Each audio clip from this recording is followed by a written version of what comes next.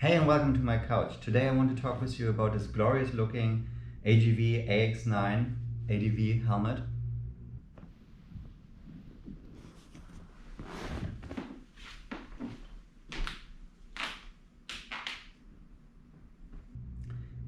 And I'm very sad about it because look at it. It looks really awesome. The paint job looks nice from distance. Let's talk more about that later. It's a big port, great venting, an awesome big peak to protect you from sunlight or dust from riders in front of you. On paper, this helmet is amazing. Now, I've been riding with showy helmets for a long time, and AGV helmets never quite fitted my weirdly sized head. AGV in the last couple of years made a lot of improvements to their fit, and it's the first time that their helmets are starting to fit me. So I was thinking, this is the helmet. Now I finally can get an awesome looking AGV helmet. But unfortunately, I will walk you through what the things are about this helmet that will make me send it back to Revzilla. Alright, let's have a closer look at this awesome looking helmet. This is a $500 helmet in the paint shop. There's a couple of sales going on where you can pick them up cheaper. So it is around the $500 mark, and for that I expect a lot of quality. And the first couple of things I notice is around the paint job. It will be hard with this GoPro to pick it up, but there are little specks of dust or dirt under the paint. They just got painted in. There are a couple of imperfections in the paint where there's sometimes a color a little speck off. Or for example, this line, you see it starts here and it doesn't stay straight. It actually is moving around. So it's a lot of imperfections like this where the paint job is just not on the quality level of a showy, for example. The texture of the helmet is also interesting. It feels more like an eggshell. It's not a very smooth finish, but there's more. Here we have more specks and little dimples or bumps actually in the plastics. There's a little bit here. If you look on the front, there's a black spot here that doesn't go away. So if there would be one or two, that would be not a problem, but there's just a lot all over this helmet. Obviously, this might be not a AGV problem for all of them, but this is this one sample that I have, and this paint job has definitely some issues. Also here are some dimples again in the shell, which doesn't speak to quality for me. But enough for the paint job. I let everyone be the judge for themselves there. I just don't like it. It has too many imperfections. But wait, there's more. Next thing up, the visor.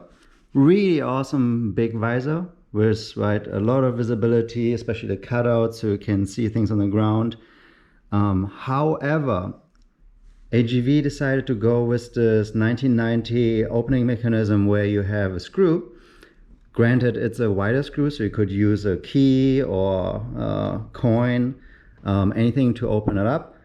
But think about it, this is an adventure helmet, so if I'm wearing a tinted visor over the day and I want to swap in a clear one for a night ride to make it to the campsite, I have to take off the helmet, get out a tool to unscrew the visor, pop in a new one, and then screw it back together just to be able to see better.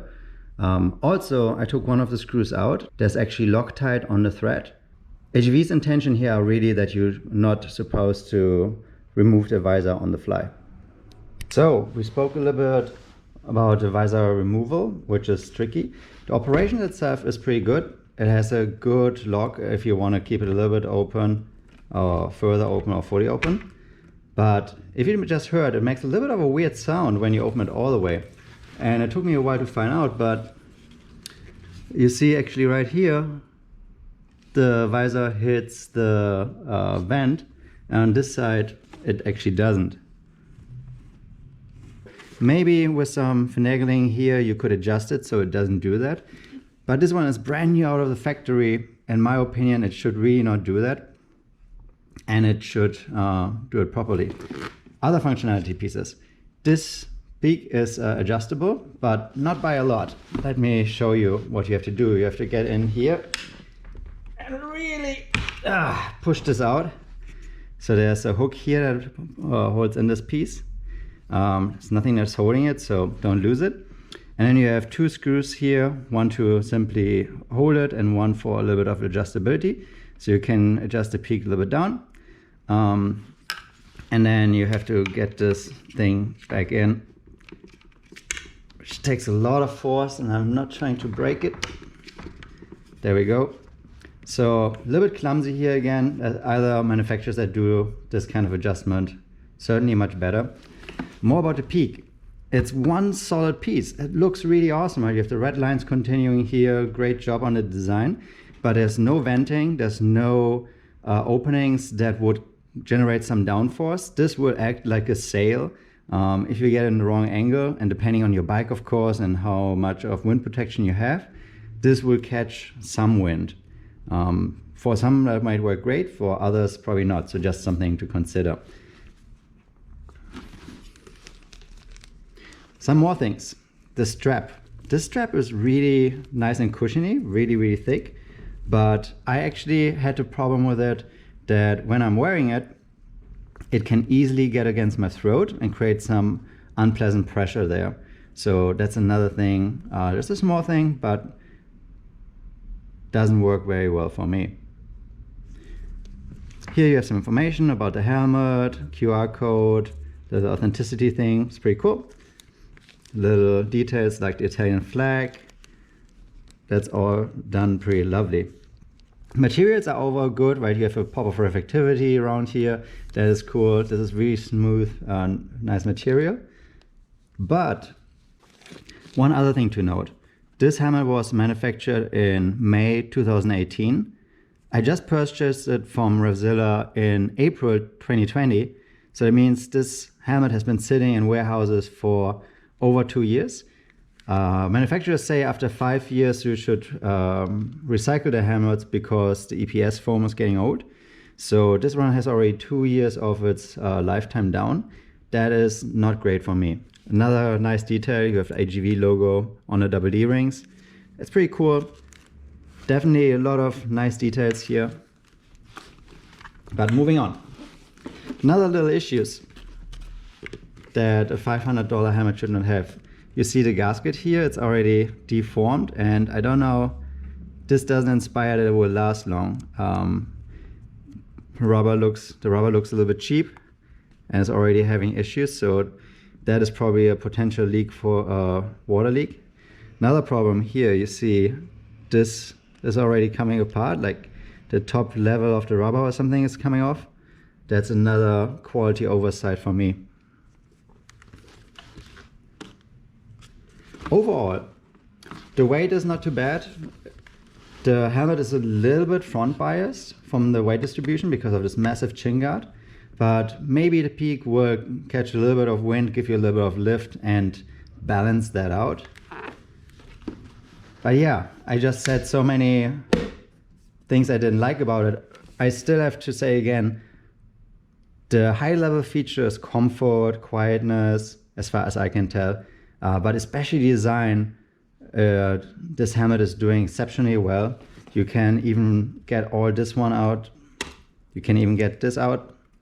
And then you have a Bane style opening for more air. So if you do some heavy off-roading, you can get really good airflow in there, which is awesome.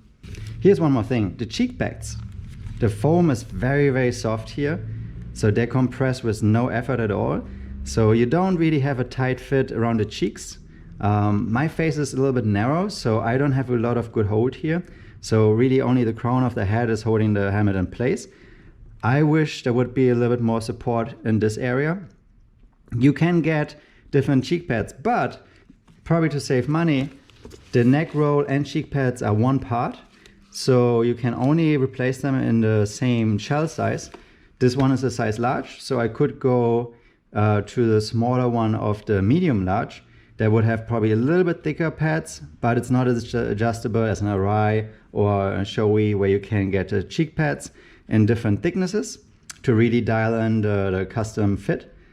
Also, as it is one big piece. Replacing this would be $80. For a Shoei, getting different cheek pads is just $40. So that's also something to be considered there. If this helmet fits you out of the box, that would be of course not an issue. And just again, AGV does such a good job on making the helmets look amazing. But for me, it's just not on the same level of quality compared to a Shoei. Like little things with the paint, little thing with the functionality, they would just really annoy me if I would own this helmet. That's why this helmet is going back. Thanks for joining me for this really quick review of this awesome looking AGV AX9. Unfortunately, it's just not for me.